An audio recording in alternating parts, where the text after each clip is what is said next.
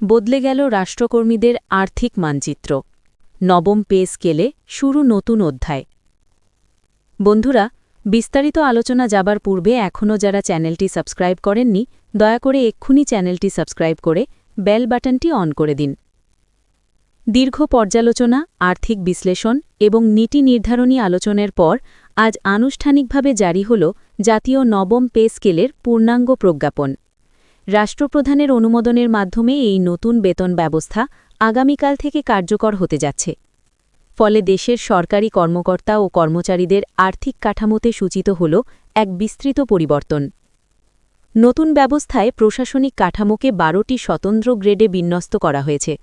প্রতিটি গ্রেডের জন্য নির্দিষ্ট বেতন সীমা, ধাপে ধাপে বর্ধিতকরণ, পদোন্নতির যোগ্যতা এবং সংশ্লিষ্ট আর্থিক সুবিধা সুস্পষ্টভাবে নির্ধারণ করা হয়েছে। এর ফলে একই ধরনের দায়িত্ব ও পদমর্যাদায় কর্মরতদের মধ্যে সমতা নিশ্চিত হবে।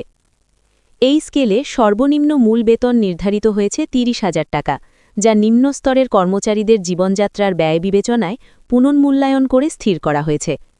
সর্বোচ্চ মূল বেতন নির্ধারণ করা হয়েছে ১,৬০,০০০ টাকা, যা শীর্ষ পর্যায়ের প্রশাসনিক দায়িত্ব পালনে নিয়োজিত কর্মকর্তাদের জন্য প্রযোজ্য। প্রথম ৩টি গ্রেডে জাতীয় পর্যায়ের উচ্চপদস্থ কর্মকর্তাদের অন্তর্ভুক্ত করা হয়েছে। নীতি নির্ধারণ, কৌশলগত সিদ্ধান্ত গ্রহণ এবং প্রশাসনিক তদারকির মতো গুরুত্বপূর্ণ দায়িত্ব পালনের স্বীকৃতি হিসেবে তাদের জন্য বেতন সীমা তুলনামূলকভাবে উচ্চ রাখা হয়েছে। চতুর্থ থেকে অষ্টম গ্রেড পর্যন্ত মধ্যম স্তরের প্রশাসনিক ও কারিগরি কর্মকর্তাদের জন্য পৃথক বেতনধারা নির্ধারণ করা হয়েছে।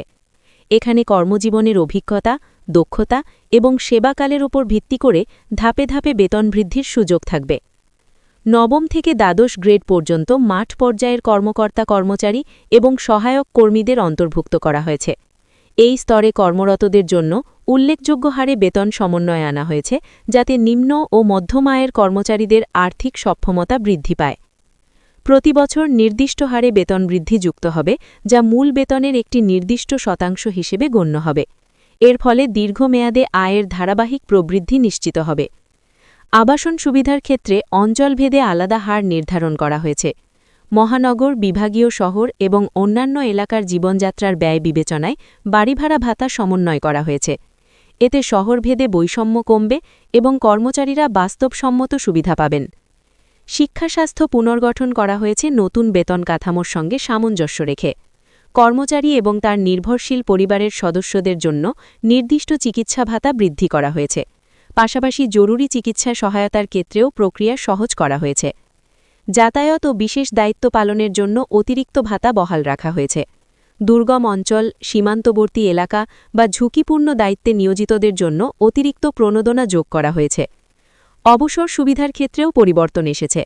অবসরের পর প্রাপ্য পেনশন হিসাব করা হবে সংশোধিত বেতন কাঠামোর ভিত্তিতে। গ্র্যাচুইটি, আনুতোষিক এবং অন্যান্য অবসরকালীন আর্থিক সুবিধা পুনর্নির্ধারণ করা হয়েছে, যাতে কর্মজীবনের শেষে আর্থিক নিরাপত্তা নিশ্চিত হয়। পদোন্নতির ক্ষেত্রে সময়সীমা ও কর্মদক্ষতার সমন্বিত মূল্যায়ন পদ্ধতি অনুসরণ করা হবে। নির্দিষ্ট সময় পূরণ এবং ইতিবাচক পারফরমেন্স থাকলে কর্মচারীরা উচ্চতর গ্রেডে উত্তীর্ণর সুযোগ পাবেন। প্রবেশনারি সময়কাল শেষে নিশ্চিতকরণ হলে পূর্ণ বেতন ও ভাতা কার্যকর হবে।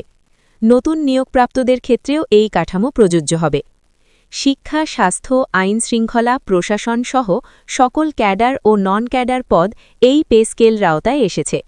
এর ফলে সার্বিক প্রশাসনিক ব্যবস্থায় আর্থিক সামঞ্জস্যতা প্রতিষ্ঠিত হবে।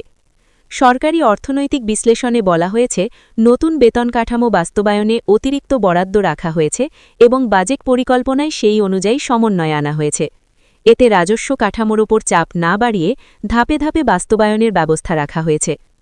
নতুন এই ব্যবস্থার ফলে কর্মচারীদের জীবনমান উন্নত হবে, ক্রয় ক্ষমতা বাড়বে এবং কর্মক্ষেত্রে প্রেরণা বৃদ্ধি পাবে, এমনটাই প্রত্যাশা করা হচ্ছে। আগামীকাল থেকে কার্যকর হওয়ায় সংশ্লিষ্ট হিসাব ও অর্থ বিভাগগুলোকে দ্রুত বাস্তবায়নের নির্দেশ দেওয়া হয়েছে।